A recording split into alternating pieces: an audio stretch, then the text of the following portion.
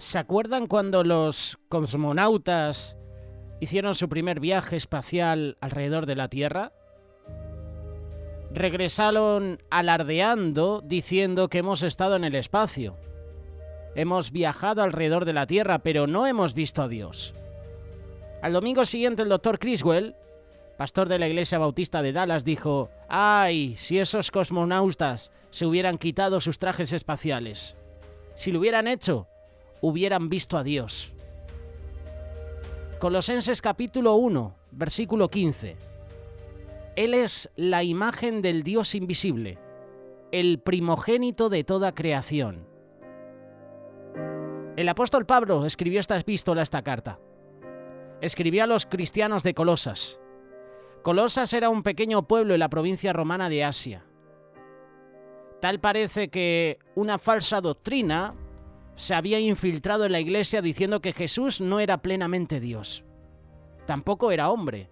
Era uno de los seres semidivinos que servían de puente para salvar el abismo que existía entre Dios y el mundo.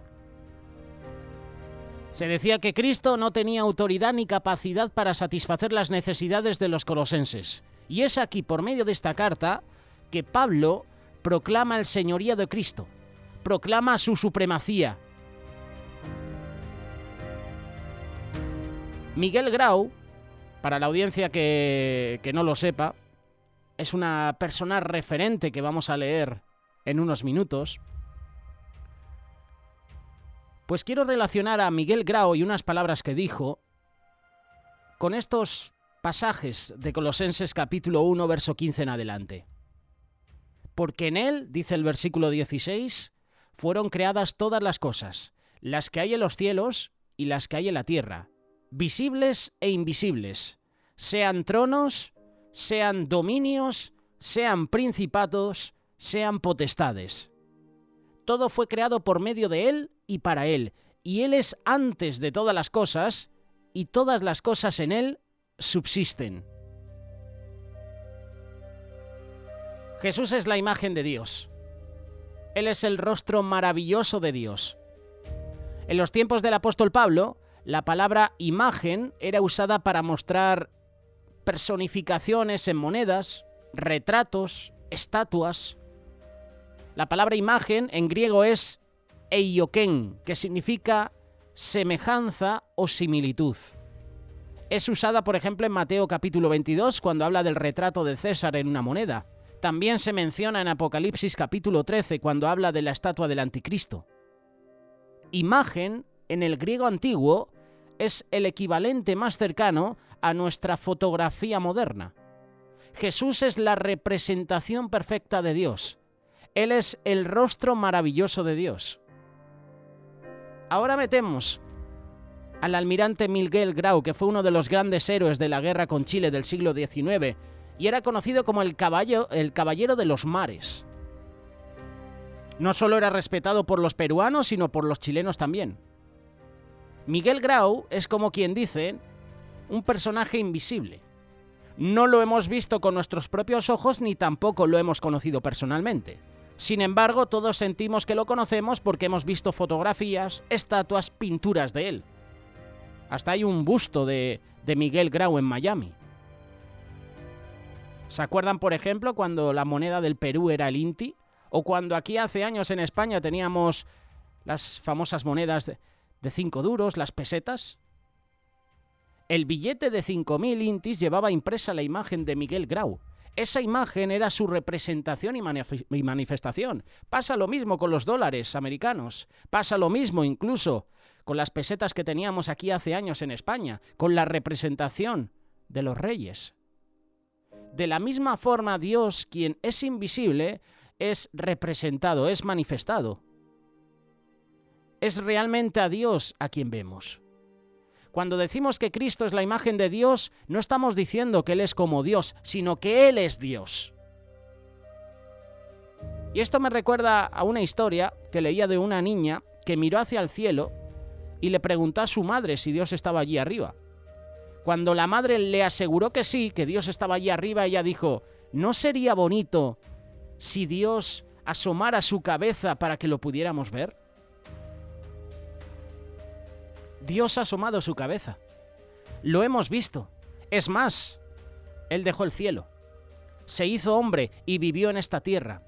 No solo lo pudieron ver muchos, sino que lo pudieron tocar también. Jesús es Dios en un cuerpo.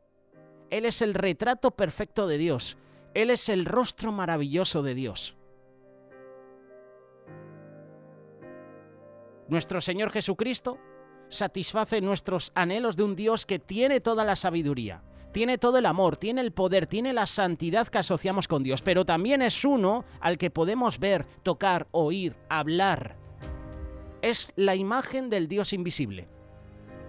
Él le da expresión visible al Dios invisible.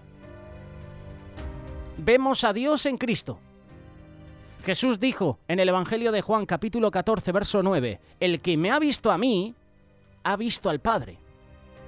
Los antiguos griegos, famosos por su ciencia, filosofía, incluso por el arte, por la política, eran ignorantes en cuanto a su conocimiento de Dios. La gran ciudad de Atenas era conocida por sus estudios y aprendizajes, sin embargo, estaba totalmente entregada a la idolatría.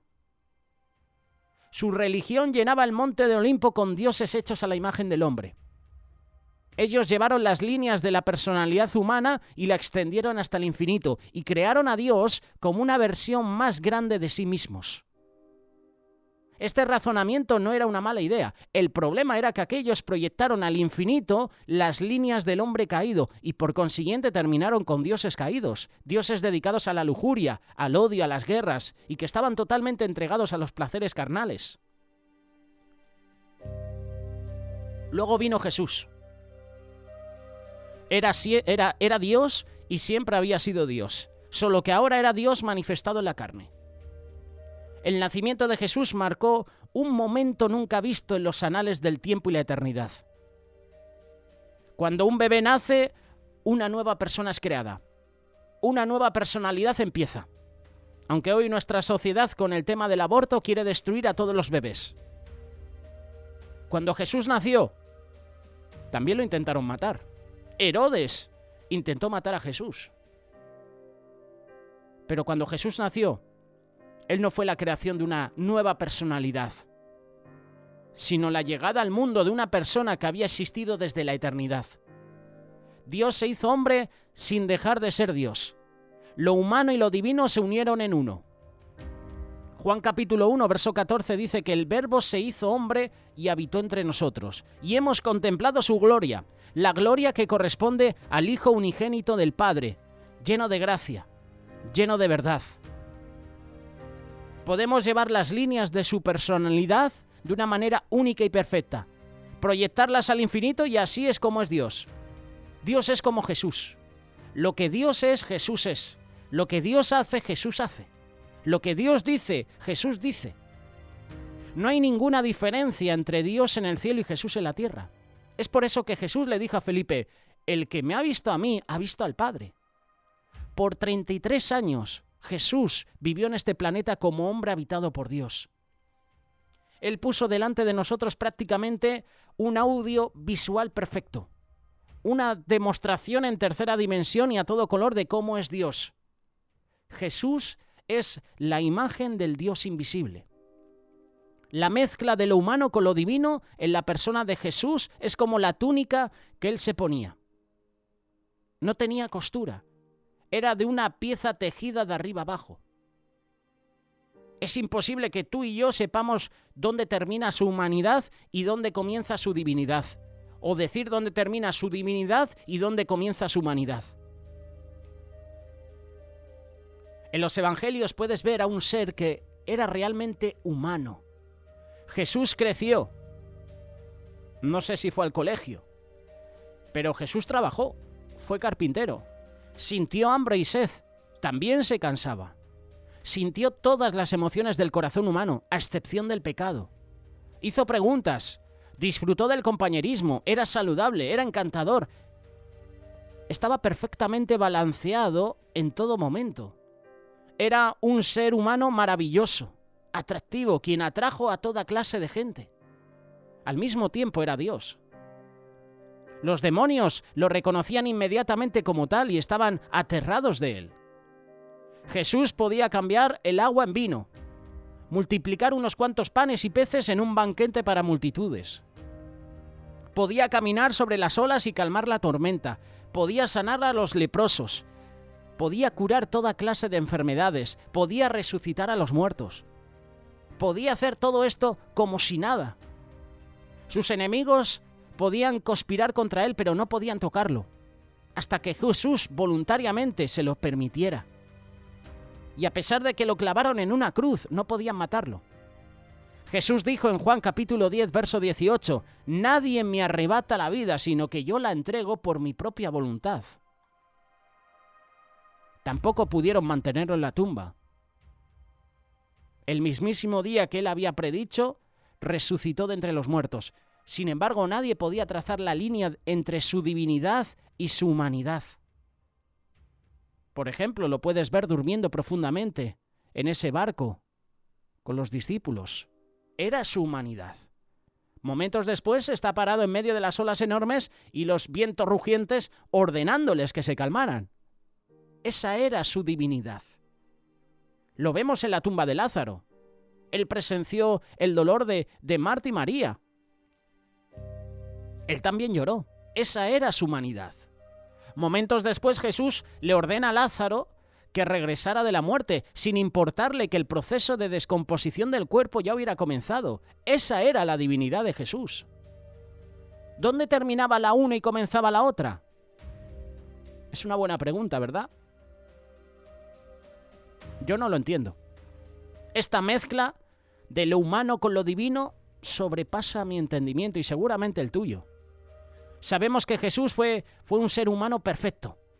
Sabemos también que es eterno, no es creado. Jesús es Dios, es la segunda persona de la Trinidad. No era como si Dios encarnado, ahora era hombre, ahora era Dios. No, era ambos todo el tiempo. Jesús es el primogénito de toda creación.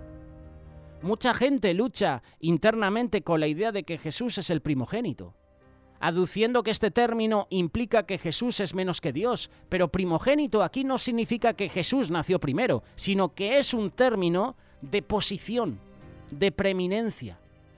Por ejemplo, en el Antiguo Testamento leemos que el patriarca José tenía dos hijos, Efraín y Manasés. Manasés nació primero, y como primogénito se merecía la bendición doble. Sin embargo, cuando Jacob el abuelo fue a darles la bendición a los chicos, a los pequeños, puso su mano derecha sobre Efraín, dándole a él y no a Manasés la bendición mayor. Y José le dice, no, papá, estás haciendo las cosas mal.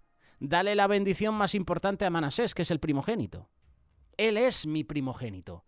Pero Jacob intencionalmente se la dio a Efraín. Esto lo puedes leer en Génesis capítulo 48, versículo 13.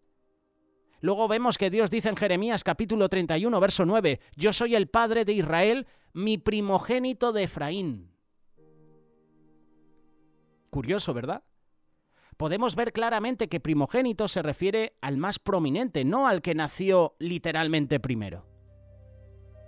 Dios desechó a Ismael, que era el primogénito de Abraham, y escogió a Isaac. Él desechó a Esaú y escogió a Jacob. Dios le predijo a Rebeca, el mayor servirá al menor, antes de Esaú o Jacob nacieran.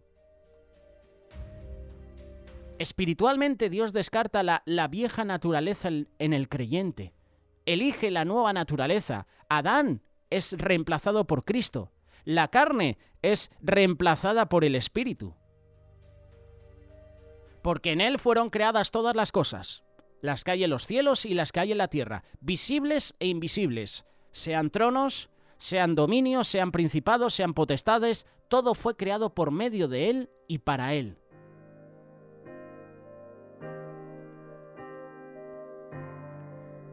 Una noche, cuando Napoleón Bonaparte regresaba a Francia después de una expedición a Egipto, un grupo de sus oficiales empezaron a discutir acerca de la existencia de Dios. Totalmente influenciados por el espíritu del ateísmo de la época, los oficiales llegaron a la conclusión unánime de que Dios no existe.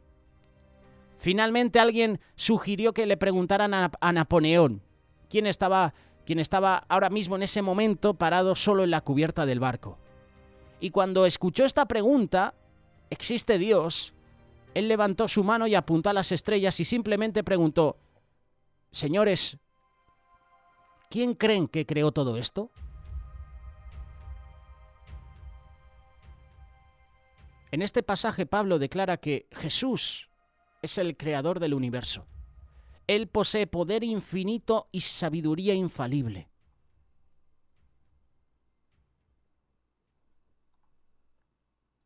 Este versículo responde a muchas preguntas.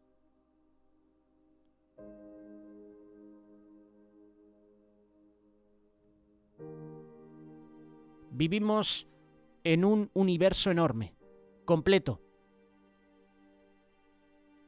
Y al igual que completo, complejo. Vivimos en un universo increíble.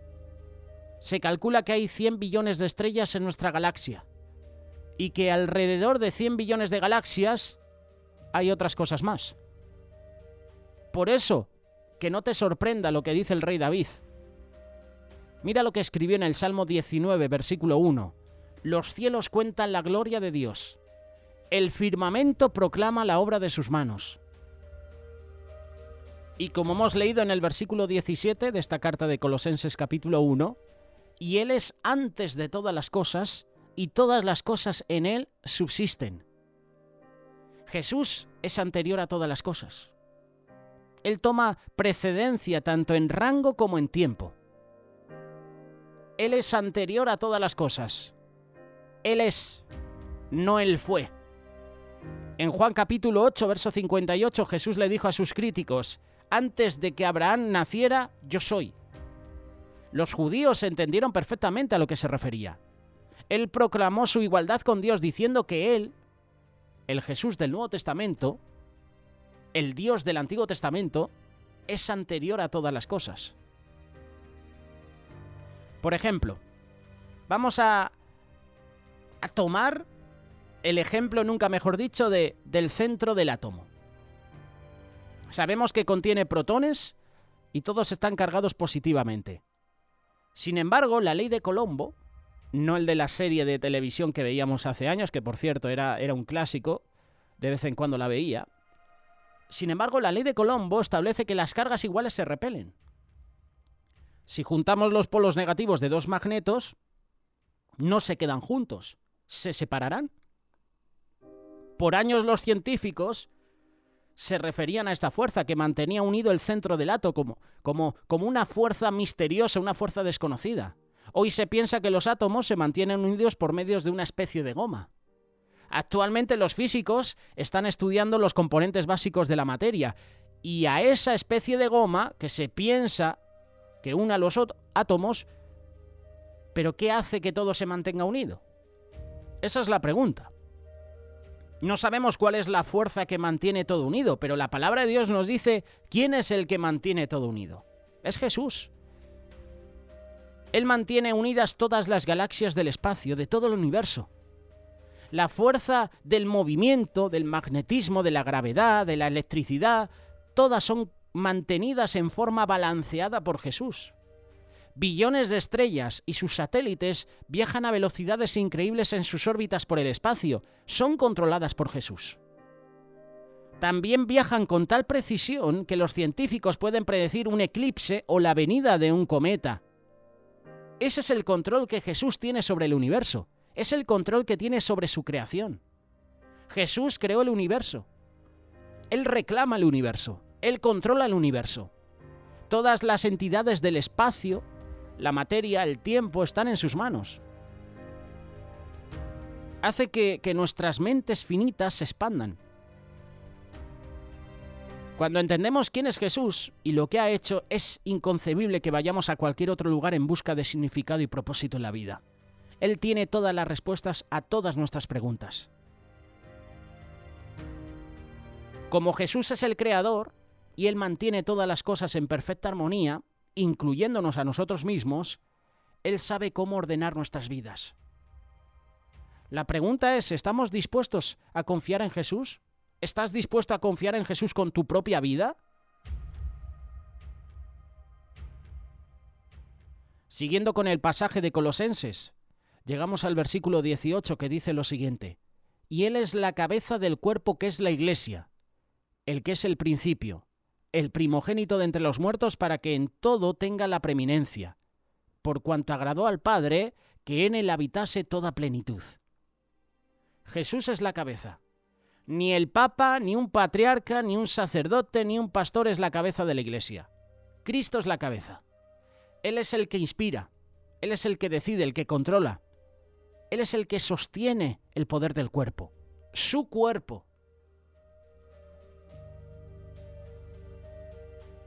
Y justamente este versículo empieza a hablar sobre la Iglesia. ¿Pero qué es exactamente la Iglesia? El Nuevo Testamento nos da 3 ilustraciones diferentes. La Iglesia se parece a un edificio del cual Jesucristo es el cimiento. Es un edificio no construido por manos humanas. Está compuesto, como dice la palabra, de piedras vivas. Estas son personas que han vuelto a nacer, personas moldeadas por el Espíritu Santo, puestas por Él sobre la roca que es Cristo. Conforme cada parte del edificio descansa sobre el mismo cimiento. La Iglesia también se parece a una novia, teniendo a Cristo como su novio. La Iglesia es vista como una mujer de carácter impecable, de gran belleza, adornada con la justicia de Cristo. Su destino es de vivir y reinar con Él para siempre. La Biblia dice que estamos sentadas con Cristo, o sentados con Cristo, en los cielos, y todo lo que Él es de Él. Y si es de Él, es nuestro. Estamos esperando como el gran día de la coronación.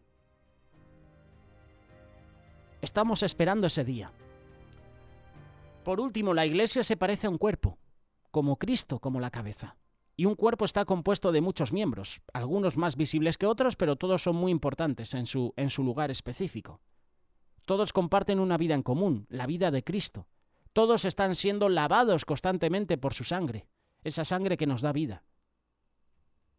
En el siglo XIX se construyó una estructura enorme para una feria internacional.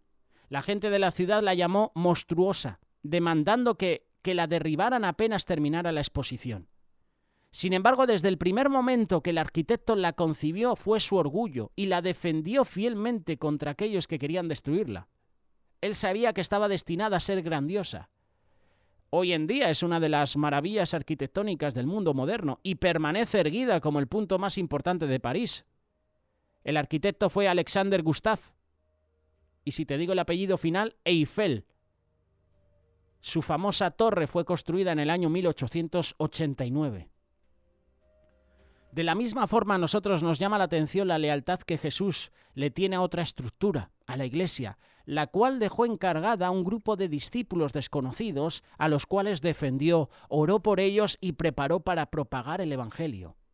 Jesús es el arquitecto de la Iglesia. Sabe que esta estructura está destinada para ser grandiosa cuando Él regrese. Cristo es Dios, Cristo es cabeza. Y como menciona Colosenses capítulo 1, verso 20, Cristo es Redentor. Y por medio de Él, reconciliar consigo todas las cosas, así las que están en la tierra como las que están en los cielos, haciendo la paz mediante la sangre de Jesús.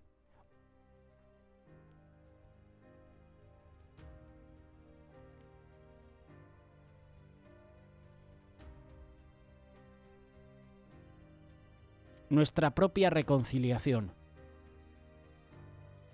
Su muerte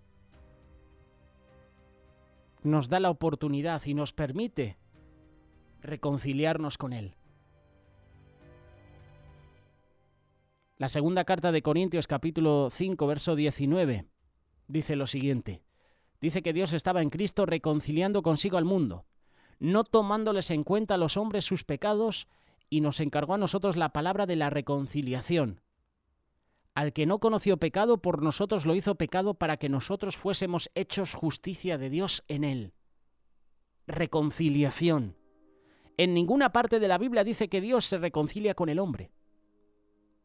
Dios no necesita reconciliarse con nosotros. Nosotros necesitamos reconciliarnos con Él.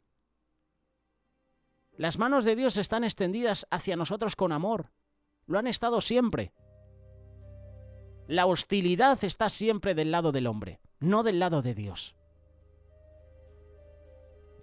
¿Y sabes una cosa? Este punto está ilustrado en la historia del hijo pródigo. Vemos a este joven recibiendo su herencia, billetera en mano, ¿verdad? Llena de dinero. Le dijo adiós a su padre y se fue lo más contento por el camino. La tierra ajena, el mundo, lo estaba llamando. Sin embargo, la tierra ajena nunca se mide en términos de kilómetros, sino en términos morales. Encontró amigos en todas partes, deseosos de ayudar a esa persona a gastar su dinero. Y más que nada pensó él que ya no tenía que hacer oración con la familia, que no tenía que ver nada con su familia. Podía hacer lo que le diera la gana. Ya no tenía que trabajar en los campos de la familia. Ya no tenía que ordeñar las vacas, ni trasquilar las ovejas, ni criar ganado. Era libre. Eso es lo que él pensaba. Perdió todo lo que tenía. Todo. ¿Qué podía hacer este hombre? Volver a casa. Padre, he pecado. Ese era el punto crítico. Él había pisoteado el amor de su padre. Ahora se daba cuenta de lo bueno y bondadoso que era su padre. Pensó decirle, hazme como uno de tus trabajadores. Su oración de regreso fue, Padre, hazme. Esta es la prueba de un corazón arrepentido. Y cuando se acercaba a su casa podía ver en su mente el rostro noble de su padre, sus lágrimas, la última vez que lo vio. Y cuando ya estaba llegando, su fortaleza comenzó a flaquearle. ¿Cómo podría enfrentarse a su padre? A lo mejor tú y yo podríamos pensar, pero ¿cómo me va a perdonar Dios? Me debe odiar por todo lo que he hecho. Pero lo increíble sucedió. De repente apareció corriendo desde el horizonte, llamándolo. El hijo no lo podía creer, era su padre. Lucas capítulo 15, verso 20, y levantándose vino a su padre, y cuando aún estaba lejos lo vio su padre, y fue movida a misericordia, y corrió, y se echó sobre su cuello y le besó. Su padre había estado esperándolo todo ese tiempo. No pasaba un día en que su padre no subiera al techo, por ejemplo, de la casa para mirar por el camino, o de salir al patio, asomarse a ver si llegaba su hijo. Ese era el punto de la parábola. El padre no necesitaba reconciliarse con el hijo, era el pródigo que necesitaba reconciliarse con el padre. Era él el que le había dado la espalda. Dios nos ha movido. Isaías capítulo 53, verso 6 dice, todos nosotros nos descarriamos como ovejas, cada cual se apartó por su camino, mas el Señor cargó en él el pecado de todos nosotros. El padre nunca dejó de querer al hijo descarriado. A la primera señal de arrepentimiento, a la primera vista de su hijo por el camino, el padre sale disparado. Fue hacia él. Bajó del techo, salió de la casa por el portón, fue a la carretera. Iba a recibir a su hijo. Dios no tiene que reconciliarse con nosotros. Nosotros tenemos que reconciliarnos con Él. El cambio de actitud debe ser nuestro, no de Él. Él no se ha movido. Hebreos capítulo 13, verso 8 dice que Jesús es el mismo ayer y hoy y por los siglos. Cuando el hombre pecó en el paraíso creó un problema. La santidad de Dios dijo castígalos. El amor de Dios dijo perdónalos. La solución fue simple, pero sublime. Y costó mucho. Costó más allá de lo que nadie se puede imaginar. Dios pasó sentencia contra la humanidad. La sentencia máxima, equivalente a su santidad, es la muerte, seguida por la condena eterna en el infierno. Luego, en la persona de Jesús, Dios pagó la pena él mismo. Lo que pasó en la cruz, cuando Cristo entregó su vida eterna, cuando sufrió el olor de una gran oscuridad y cuando gritó en total agonía, Dios mío, ¿por qué me has desamparado?, estará siempre más allá de nuestra habilidad de saber o comprender. El Salmo 85, verso 10 dice, la misericordia y la verdad se encontraron, la justicia y la paz se besaron.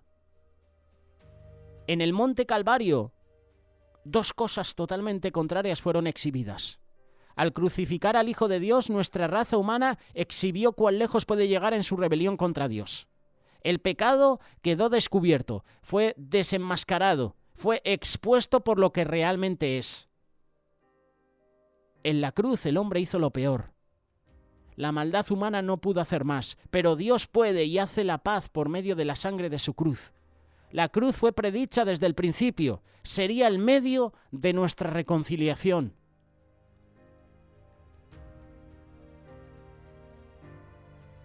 Es imposible que tú y yo demos a Jesús una aprobación moderada cuando realmente entiendes quién es Él. Para ti, ¿quién es Jesús? Porque la gente, ¿sabes qué? Seguía a Jesús por los milagros que hacía. Seguía a Jesús porque les dio de comer. Seguía a Jesús por curiosidad, pero no seguían a Jesús por quien realmente es. Jesucristo puede ser ignorado, puede ser adorado, pero no le puedes dar una aprobación moderada. Jesús es nuestro Creador, es nuestro Redentor, es nuestro Juez, es la imagen del Dios invisible. Él es el rostro maravilloso de Dios. Pablo nos dice en este pasaje que Jesús tiene el derecho de supremacía absoluta, por ser quien es, y además por lo que ha hecho. Supremacía absoluta. ¿Sabes qué significa esto? Significa que tiene primer lugar en todo. Esto significa que Jesús se merece la preeminencia, y no simplemente la prominencia en nuestras vidas. Él tiene que ser el número uno, tiene que ser el number one. Él tiene que ser nuestra prioridad en nuestra vida, tiene que ser lo primero en todo. Como creyentes, como discípulos de Cristo, no debemos permitir que ninguna otra cosa ocupe el lugar que solo Jesús se merece en nuestras vidas. También debemos de evitar el peligro, a veces sutil, de darle a Jesús un lugar de igual categoría con las otras cosas que llenan nuestras vidas. ¿Cuántas veces hacemos esto? Muchas veces son las cosas buenas las que ponen a Jesús a un lado. El ministerio, actividades religiosas que pueden tomar el lugar de mayor prominencia, nuestros hijos pueden ocupar el lugar más importante, hasta podemos idolatrar a nuestros esposos. Logros profesionales, logros materiales o el dinero pueden ser las cosas por las cuales vivimos y podemos hacer que Jesús se quede a un lado. Ninguna de estas cosas es mala. Pero si pones a Jesús detrás o al lado de ellas, le estás dando una aprobación moderada. Jesús es la imagen del Dios invisible. Es el rostro maravilloso de Dios. Él es el creador eterno. Él es el sustentador del universo. Jesús es la cabeza de la iglesia. Es nuestro Redentor. Su muerte nos rescató del mundo de las tinieblas. Su muerte nos da vida hoy a ti y a mí. A Jesús lo podemos ignorar. Realmente lo debemos adorar. Pero darle aprobación moderada, jamás. El mensaje va enfocado en Jesús. Hoy el protagonista de esta reflexión y de muchas otras reflexiones que estamos presentando en el canal de YouTube de Radio Solidaria, reflexiones que también puedes encontrar en iVoox, en Spotify, son sobre Jesús, porque Jesús debe ser el protagonista de nuestra vida. ¿Qué protagonismo tiene Jesús en tu vida? ¿Es el protagonista? ¿O está apartado, está a un lado, está detrás de las cosas más importantes de tu vida? ¿Qué protagonismo tiene Jesús en tu vida, en tu corazón, en tu hogar, en tu familia? ¿Es Jesús el protagonista? ¿Es la cabeza?